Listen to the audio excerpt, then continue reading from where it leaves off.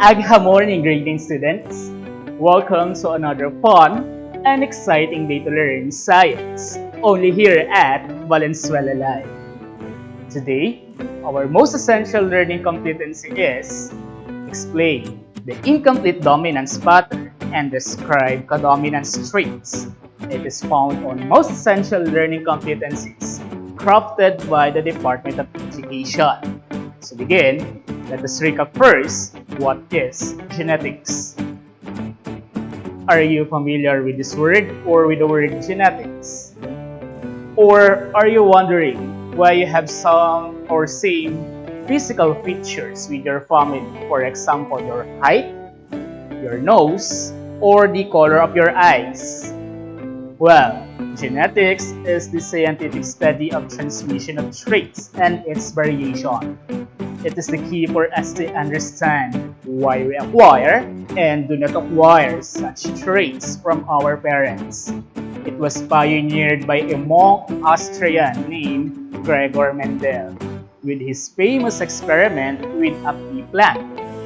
This experiment opens up the wide view of perspectives towards the acquisition of traits from parents to one generation towards the further generations.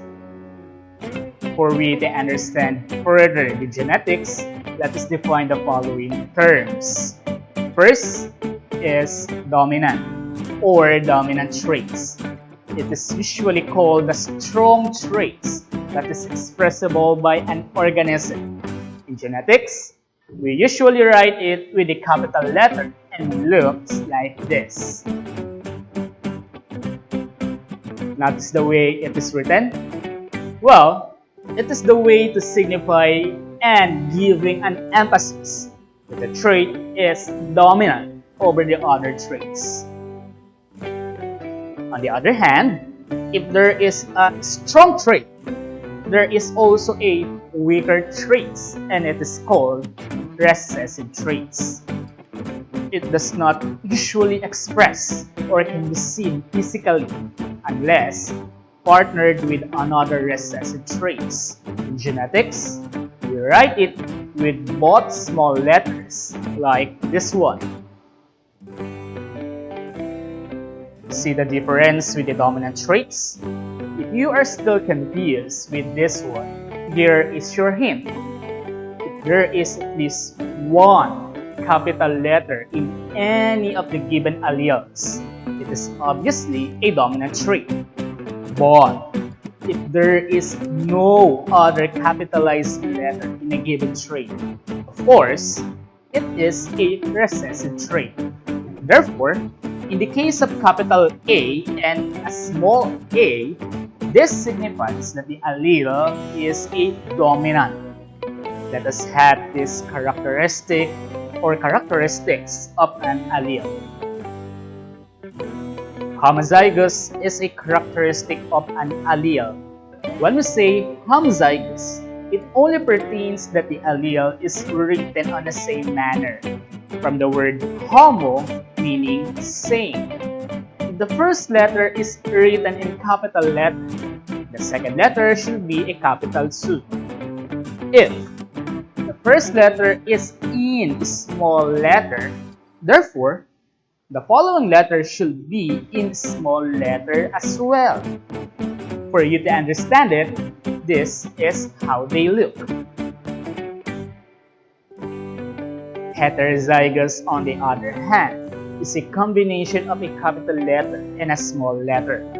But we need to write first the capital letter followed by a small letter, because dominant feature should be emphasized more than the recessive one.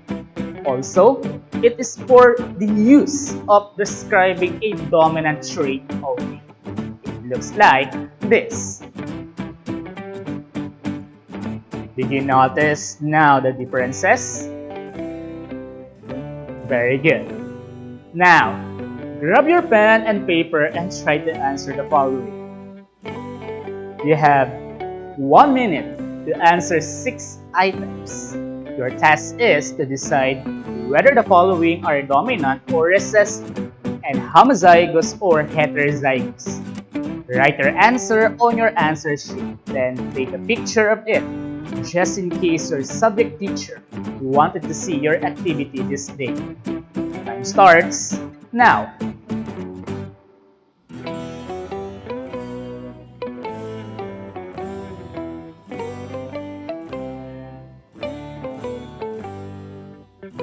Your time is running.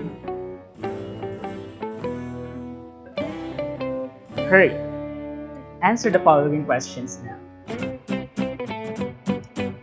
Just describe whether the following alleles are dominant or recessive and homozygous and heterozygous. You still have time.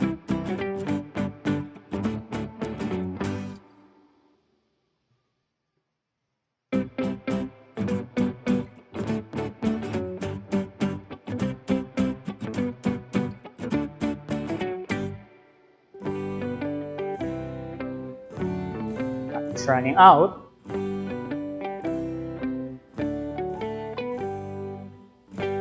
Time is up. Let us check if you got it all. Here are the answers. If you got 4 and above, let us know in the comments section by typing your score with the hashtag #aghammasaya matuto. Another terms that we need to unlock are genotype and phenotype. They are almost the same, but their slight difference is genotype pertains to the genetic code, while phenotype is the expression of the genetic code. We can easily distinguish their differences if we use them in a problem in a Punnett square day. Now, let us try this way. A homozygous tall man marries a woman carrying a recessive feature on the same trait. What are their alleles? Repeat the question. A homozygous tall man marries a woman carrying a recessive feature on the same trait. What are their alleles? Our clues are the words homozygous tall and recessive. Therefore, our alleles are exactly. Now that we had an alleles which are 2 capital A for the father and 2 small a for the mother, what are the possible traits that will be acquired by their offspring? How can we solve it? We will use a Punnett square. And the idea of Mendel wherein we need to separate the allele from both parents and combine it together with their alleles. After adding all alleles from one parent rather, we will have a genotypic ratio or GR of 4 capital A small a is to 0 and a phenotypic ratio or PR of 4 tall is to 0. But what does it mean? What does GR and PR ratios mean? Only means that we acquire 4 heterozygous tallness trait or 100% heterozygous tallness trait. Did you get it? But here is another problem. If you are still confused, let's try this another problem. A heterozygous tall man marries a woman carrying a recessive feature on the same trait.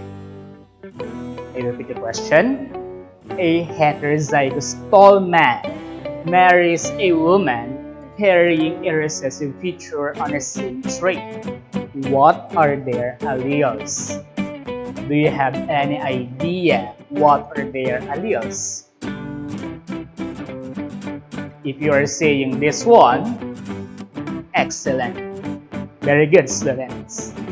It is indeed, based on the problem, we have capital A, small a allele for the father, and 2 small a for the mother. Now, what will be the end result? Comment down it below. What will be the end result? If you come up with this answer, or the ratio of 2:2, well, excellent. You're doing a good job. But try to analyze this problem. Last month, I tried to breed my red gumamela flower with white gumamela flower because I was wondering which of which is dominant in terms of color. To my surprise, I got a pink gumamela flower. How does it can happen? Is it really possible? Red, white, then turns into pink? Well, in genetics, it is still possible. That problem is called incomplete dominance. In this type of non-Mendelian inheritance, there is no true dominant traits. In layman's term, they are co-equal. Therefore, the traits are hereby mixed to form another kind and a new trait, just like on our problem. So, in order for we to solve the mystery, we need an allele. We will represent our alleles as 2 capital R for red and 2 capital W as white. Afterwards, we will separate and combine the alleles from each parent. What do we have now? Different trait compared to its parent. Focusing on the idea given by the result, we have 4 capital R, capital W is to 0 for our GR or genotypic ratio, and 4 pink is to 0 for our phenotypic ratio or PR. Why do we have pink? Again, in this case called incomplete dominance, we do not have a true dominant trait. Therefore, the traits from one parent are being mixed to form another kind of characteristics. In short, red plus white is equal to pink. How about this problem? Let me read it first. Since I got a pink gumamela flower on its first generation, what will happen in second generation if I crossbreed the pink gumamela flower with white gumamela flower? Will there be another change in their color? Let's find out. First, let's determine the alleles. Are our alleles correct? Comment down your answers. If you are saying that there is wrong in our alleles, very good. Since we have pink traits, let us replace this one by this one. Then, we can now write the following data on our Punnett square. Can you guess our GR and PR? Excellent. Our GR and PR are 2:2. But I am still confused. With the gumamela problem, we can easily answer it by mixing their colors. But how about this one? Let me read it first. I have now an idea on how incomplete dominance happens to my gumamela flowers. Now, I was wondering on the cause. cows of my grandparents. The parents are black and white coated fur, but their offspring is neither gray or shaded of black. Instead, it is spotted cow. How can it possible? Red plus white is pink. Black and white is spotted. Well, it is still possible in the eyes of genetics.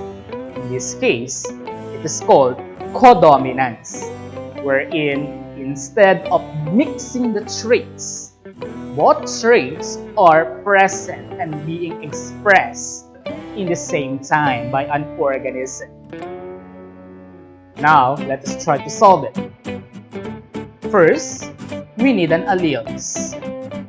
Our alleles are capital B and capital W. Solving it on a Punnett square will give us this data. Formulating our GR and PR now is easy because we have now a GR and PR of excellent. We have this GR and PR. With this topic, we can now say that acquiring of traits is not just a simple way as what we know. It requires a lot of features like dominance and recessiveness of a trait. It also draws us a conclusion that incomplete dominant is way different than codominance, for their appearance is depend on the way it looks at the end. Learning this topic is easy, right? If you learned something in this lesson, let us know by typing it on the comment section together with a hashtag Agham Masayang Matuto. Till next time.